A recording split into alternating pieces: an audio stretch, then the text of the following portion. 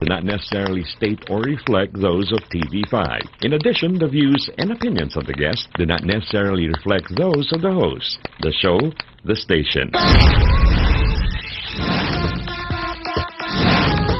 Pagpapatawad, bagong buhay, bagong revelasyon, at samot-sari pangkwento ng inyong mga idolo. Dito lang sa isang makabuluhang hapon ng paparazzi.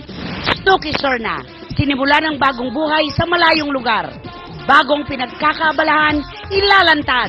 Mystica, mula sa pagiging novelty singer, isa na ngayong faith healer. Isang naiibang Mystica, magsasalita na. Christine Reyes, ipinahayag ang saloobin tungkol sa hiwalayang Dennis at Jeneline. Nagtapat din tungkol kay Raver Cruz. Abangan! OPM singers, nagkapit-bisig para sa mga bayaning manggagawang Pinoy sa ibang bansa. RC Munoz at Danita Paner, may matinding pag-amin sa isang tell-all interview kasama si DJ Mo Twister. Hubert Webb, bagong buhay, bagong pag-asa ngayong malaya na. Mga bagong plano sa buhay, isisiwalat. Tutukan, Venus Ra, nagsalita na tungkol sa hindi pagsipot sa interview kay DJ Mo Twister. Veteranang aktres na si Pilar Pilapil, kinarja, pinagsasaksak. Ang pinakahuling kaganapan tungkol sa insidente at sa kalagayan ng aktres, tutukan. Lahat ng yan, eksklusibo. Kaya dito ka na sa mas malaman, mas pinaniniwalaan, mas may paninindigan. Ito ang paparazzi. A very meaningful Palm Sunday para sa ating lahat, mga kapatid. And kakaiba itong Sunday na to kasi we're here to give you a lot of inspirational life stories from your favorite celebrities na mapapanood nyo ngayong araw na to. Okay, at isang mainit at magandang hapon po sa inyo lahat, mga kapatid. At bilang bahagi pa rin po ng aming isang buwang selebrasyon ng anibersaryo ng paparazzi, siyempre, sabi nga ni Rufa, mga ma-inspirasyong kwento ang ihandog namin sa inyo na meron din pong kasahog ng mga intriga at controversy. Pwede mawala Hindi mawawala yun. Dahil talk show itong Pero medyo paparazzi. fame ngayon. Oo. More revelations and syempre hot showbiz news ang kailangan niyong tutukan.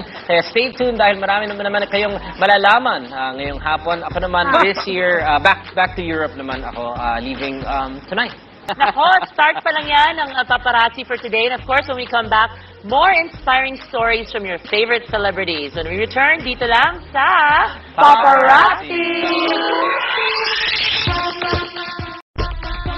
Bagong-bago na po ako kasi kung dati Mystica na nag-i-split lang, nag-entertain lang, very naughty, tapos very provocative. Itong pagbalik ko kasi from the States, kailangan i-reinvent ko yung sarili ko. Si Mystica, dating singer na nakilala noong late 90s. Tinawag siyang split queen. Dahil sa paggawa noon ng mga issue para mapag-usapan, nabansagan siyang gimikera. Aminado naman si Mystica na naging pasaway siya noon. Pasaway lang kasi ako dati. Ginawa ko na lahat, diba? Lahat ng mga controversy or whatever para pag-usapan, para wala na silang masabi, sige, exit na muna ako. Taong 2005 nang iniwan ni Mystica ang showbiz at nanirahan siya sa Amerika. Pero malungkot daw ang buhay niya doon, kaya nagdesisyon siyang bumalik. Hindi alam ng lahat na ang unang pinuntahan ko, si Nay Christie. Akala kasi ng iba, hanggang ngayon magkaaway pa kami. Pinakapalan ko na lang po yung mukha ko. So, okay na kami. At least, nasabi ko sa kanya na, Nay Christie, you're right. Sinunod ko, wala na akong kuko. Wala na rin yung mga yung damit ng mga malalaswa. Sa pagbabalik ng dating singer sa bansa, isang bagong Mystica na raw ang makikilala ng publiko. Mga investments ako. May trabaho ako bilang Managing Director ng Better Globe Marketing Philippines Incorporated. May sarili akong Mystica Charity Foundation. Lahat yun, pera ko. Ang target ko mga street kids. Kung balikan ko ang istorya ng buhay ko, isa rin ako na katulad nila dati. Naranasan ko yan. Pero ang ikinagulat ng lahat, si Mystica, isa na raw faith healer.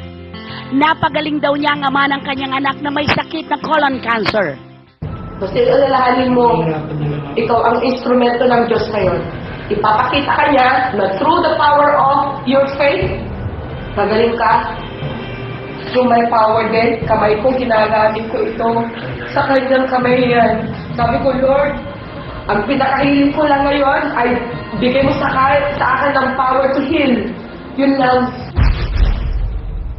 Well, about sa healing, nagkataon lang talaga na yung ama ng anak ko, which I've never seen for a long time. Lately na lang, bigla na lang sumulpot kasi nakita niya may Mystica Charity Foundation ako. Kung ikaw naman ay colon cancer pa yung sakit mo, sabi ko, kahit magkano perang bubusbusin, kung minsan hindi rin sapat yun para mapagaling isang tao. Siguro, ang pinakatanging hiling ko na lang sa'yo is to give me the power to heal him.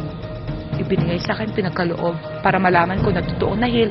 Dinala ko ulit sa pangatlong doktor. Ayun, we found out na wala na.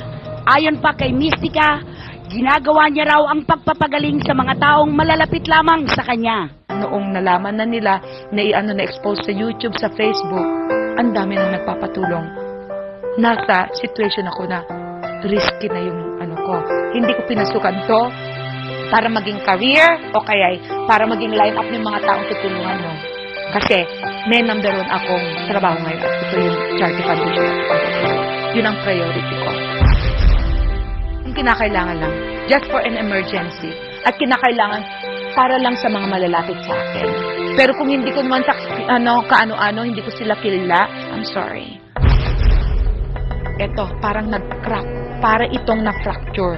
Doon ko naisip na siguro ito ang sign para gamitin ko. Eto mismo, right hand, ito ang ginagamit ko. Pero sa kabila ng lahat, may mga bumabatikos pa rin kay Mystica. Isa na naman daw ito sa kanyang mga gimmick para mapansin lang siya at mapag-usapan.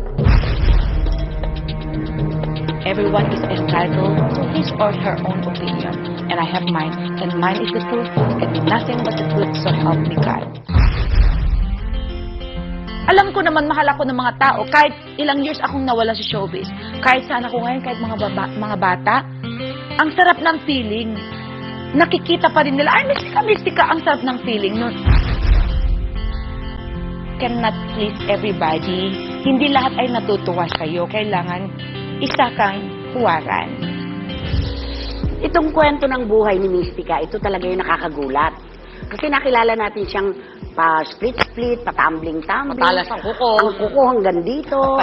Ang pilik mata, 3 kilo. Yung pala may Tapos soft ngayon, side siya. Oo, tapos ngayon biglang nanggagamot na siya. Nagsasalita tungkol sa mga karakter ng Biblia.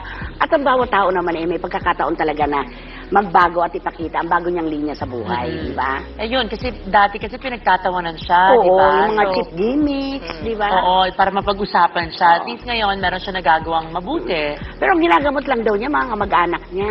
Bakit? Doon ako may Kasi daw effect. makapagdudahan siya ng iba na pinagkakakitaan niya. Pero may napagaling na siya sa mga kamag-anak niya. Sabi, marami na raw. At saka siguro sa faith na rin yon, di ba?